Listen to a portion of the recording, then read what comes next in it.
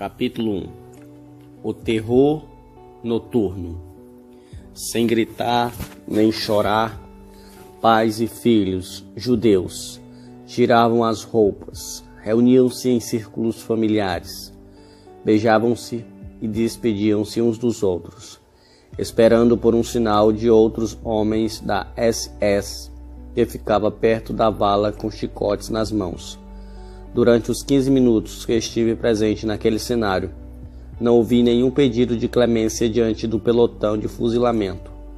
O que mais me abalou foi presenciar uma família de umas 7 pessoas, um homem e uma mulher de aproximadamente 50 anos, com 2 filhas de 20 e 24 anos, 3 meninos de 10, 7 e um de apenas 1 ano.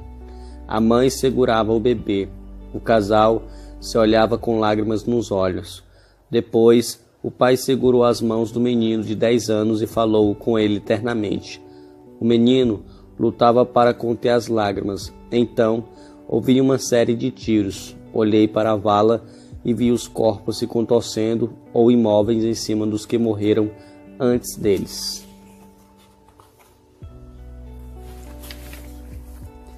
Não, covarde, omisso. Júlio Werner movia-se na cama em estado de choque.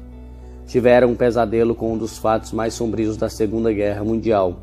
Acordou subitamente com o coração palpitando, as artérias pulsando, os pulmões ansiosos em busca de oxigênio, as mãos gélidas e hematidrose, suor sanguinolento desencadeado em casos raríssimos de intenso estresse.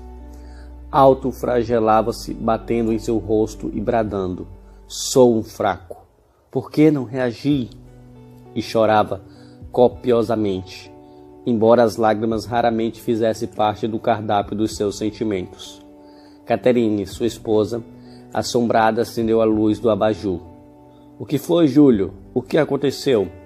Sem prestar-lhe atenção, ele, em estado de pânico, continuava punindo-se. "Sou um crápula, omisso." Perturbada, ela viu o rosto dele sangrando em completo desespero. Sentou-se na cama angustiada. Parecia que seu marido estivera numa guerra e cometera um crime imperdoável. Conheceram-se 8 anos antes e haviam 5 estavam casados. Uma relação estreita, íntima, regada a prazer. Pensara que o conhecia tão bem, mas, surpresa, jamais presenciaria uma reação dessa. O homem com quem ela resolvera dividir sua história era intelectualmente inteligente.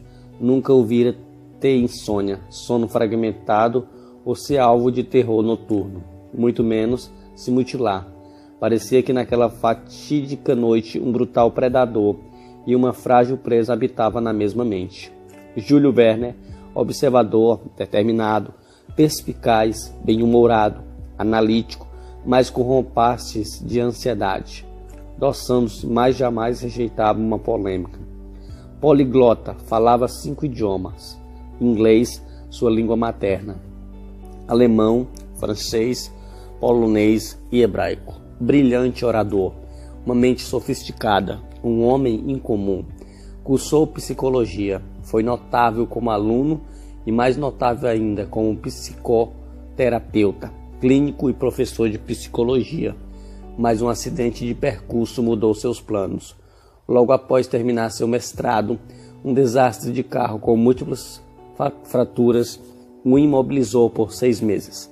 Acamado, recorreu a livros científicos, mas entediado, perdeu a atração por eles. Precisava de doses de aventura. Reatou uma paixão antiga, livros de história, especialmente sobre a Segunda Guerra Mundial. Devorou os dias e as noites como um faminto que há tempos andava subnutrindo. Convalescido, tomou uma atitude que chocaria seus amigos e decepcionaria seus pais. Cursar a mais fundamental das áreas do conhecimento: história. "História? Júlio? Seu salário vai despencar", disseram seus pais. "Porém, uma paixão me move. Mas um psicólogo não deve ser controlado por paixões", disseram seus amigos. "E por que não? Razão sem emoção é uma terra sem fertilidade." Quando decidia algo, não recuava. Terminada sua nova faculdade, Deixou o set terapêutico para se arriscar nos palcos da sala de aula. E brilhou, embora sua conta bancária nunca mais fosse a mesma. Já tinha mestrado em psicologia. Decidira agora fazer doutorado em história, cujo tema envolvia a mente dos grandes ditadores. Intrépido, casou essas duas ciências humanas e tornou-se um especialista no perfil psicológico, marketing, ações e influências de sociopatas no tecido social, em especial dos nazistas. O professor era de origem judaica, tinha 38 anos, morava em Londres, a cidade que no fim da primeira metade do século XX fora a capital da resistência ao nazismo.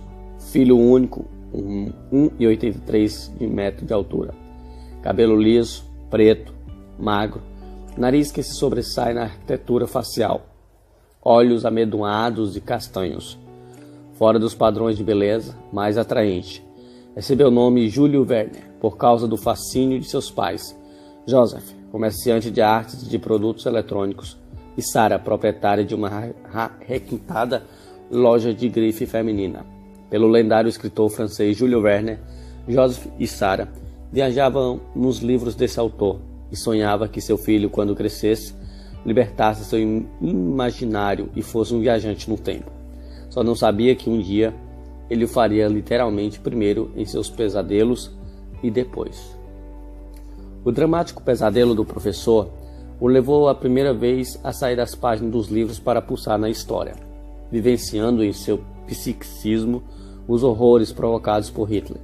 Jamais havia tido a sensação de ter sido transportado no tempo com tanto realismo. Respirou a história, mente invadida, tranquilidade furtada, ânimo asfacelado, dissipou-se sua serenidade. O que fiz? Por que me calei? Por quê? Dizia para si. Ainda ofegante Júlio Werner, que em seguida contou para Catherine os detalhes de seu pesadelo. Tinha como cenário o relato de Berthold Kohans Hermann Albert Speer, arquiteto-chefe do nazismo, ministro do armamento e amigo pessoal de Hitler. Após o término da Segunda Guerra Mundial, Speer, um dos entusiastas da construção da capital mundial, sonhada pelo nazismo, contou para o tribunal de Nuremberg, instalado para julgar os crimes de guerra, sobre o assassinato de famílias judias que ele presenciara. O arquiteto do nazismo vira de perto a grande obra de Hitler, o extermínio em massa de pessoas inocentes, com requintes de crueldade. O professor não apenas sonhava com esse fato histórico, mas viu-se e sentiu-se participando-se em carne e osso do evento. Catherine ficou abalada com a descrição. Querido, se acalme. Estamos aqui saudáveis e em nossa cama, e tentando abradar sua ansiedade. O abraçou afetuosamente, mas ele não se permitiu. Eu estava lá, Kate, eu estava lá. Kate era o nome carinhoso pelo qual a chamava. Como assim estava lá? Indagou ela. Preocupada, eu estava nesse episódio. Mas foi só um pesadelo, disse ela, intervindo. Sim, porém não foi uma inversão do meu psiquismo. Foi um drama histórico, contudo, eu me acovardei. Como pude fazer isso? Mas se foi um massacre judeu, por que em seu pesadelo você não foi assassinado? Esse era o problema. Eu não estava na pele dos judeus, não estava sobre a mira dos carrascos. Ao contrário, estava trajando o uniforme da SS. Estava ao lado de Albert Speer e respirou prolongadamente. Eu vi aquelas famílias morrendo na minha frente. Vi mães e crianças assassinadas impiedosamente. Sabia que eles pertenciam à minha raça, mas não gritei em favor delas. Traí tudo o que penso, mas tudo ocorreu em seu inconsciente. Todos sabem que você é um humanista. Será que sou mesmo? Será que não sou uma farsa? Disse Júlio Werner, alçando as mãos no rosto, numa atitude desesperada de quem começou a desconfiar de suas verdades. Tensa, ela fez mais uma tentativa para proteger seu homem, cuja marca pessoal era a capacidade de se refazer, agora temporariamente fragmentada. Não se culpe, lembre-se de um dos seus próprios pensamentos. Quando a vida está em risco, o instinto de sobrevivência prevalece sobre a solidariedade. Mas a tentativa dela só piorou seu estado. Eu cunhei esse pensamento para entender as loucuras dos outros. Jamais pensei em aplicá-lo para entender as minhas loucuras. Não fui solidário, não protegi crianças inocentes, acovardei-me, ainda que inconscientemente, para me preservar. Embora ele quisesse colocar a cabeça debaixo do travesseiro e não sair de casa, precisava se preparar para mais uma jornada de trabalho. Inconsolado, levantou-se rapidamente e foi se arrumar. Júlio Verne foi apresentado a Catherine quando já era professor de história e a conheceu na sala de professores da universidade. Cabelos pretos, longos, ondulados, olhos verdes, 1,65 de altura, 32 anos, 6 anos mais nova que ele. Atraía pela beleza física e mais ainda pela intelectual. Formada em psicologia social, era uma especialista em marketing de massa e em ciência da religião. Católica praticante, mas, assim como Júlio Verne, respeitava e até elogiava as diferenças.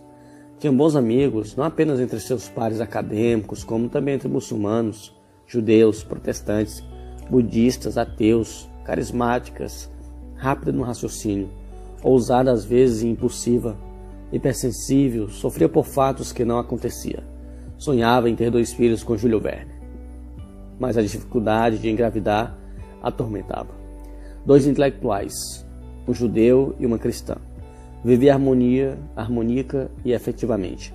O segredo deles era simples, não tinha necessidade neurótica de mudar um ao outro. Respeitava a cultura de cada um. Raramente um casal fora tão apaixonados e bem-humorado. Catherine teve muitos pretendentes, mas ficou encantada com o professor de história, uma mente provocadora, instigante, que sabia que o tamanho das perguntas determinava a dimensão das respostas. Seu intelecto era uma fonte insaciável de indagações. Daí surgia a predileção dele por discursos, debates, saraus, mesas redondas. Mas os anos se passaram e o sucesso acadêmico bateu-lhes à porta, e foi um desastre. Os aplausos e reconhecimentos se tornaram o único veneno que conseguiu asfixiar a mente do mestre. Intelectual renomado, escritor admirado, 5 livros publicados em mais de 30 países. O professor Júlio Verne deixou de se nutrir com o cardápio das dúvidas. Sua capacidade de perguntar e de passear por novas ideias entrou em coma induzido. O pensador se apagou. A chama que fascinava Catherine estava se debelando. Suas aulas ainda eram didáticas, bem articuladas e tinham riqueza de detalhes, mas não oxigenava o psiquismo dos seus alunos. Não encantava suas plateias, nem gerava introspecção e consciência crítica. Já não era um formador de pensadores, mas de repetidores de informações. Esqueceram-se da frase que o movera no início de sua carreira. No dia em que um professor deixar de provocar a mente de seus alunos e não mais conseguir estimulá-los a pensar criticamente, estará pronto para ser substituído por um computador. Fez essa frase para outros mestres. Era difícil aceitar que esse dia chegará para ele. Era igualmente difícil aceitar que preparava o alimento do conhecimento para uma plateia que não tinha apetite intelectual. A notável cultura de Júlio Verne não possuía sabor, induzia ao sono, até que outro acidente de percurso, tão ou mais forte quanto o que o levara a ser um professor de história, começou a resgatá-lo seus terrores noturnos. Arrumou-se em 5 minutos. Nunca dera importância para roupas de grife, nem para combinações estéticas. Catherine a monitorava nesta área. Não tomou café da manhã, apetite zerado. Apenas pediu desculpas para a mulher que amava. Eu vou me recompor, Cater. Obrigado, mas uma vez por investir em mim, falou afetivamente. Ela não o acompanhou, não tinha atividades na universidade nesta manhã, mas lhe pediu: cancele suas aulas, você não está bem. Olhe para o seu rosto. Bem que eu queria, mas como? Os alunos estão me esperando. Não são culpados pelas minhas mazelas psíquicas. Beijou-a suavemente e se despediu. Os pesadelos começaram a se suceder noite após noite, e fatos perturbadores começaram a ocorrer durante o dia abalado e o nutrido a sua ansiedade, mas também, de algum modo, libertando-os do calabouço da mesmice e fazendo seu psiquismo voltar a se aventurar. Voltaria a brilhar em sala de aula, mas o preço era alto, muito alto.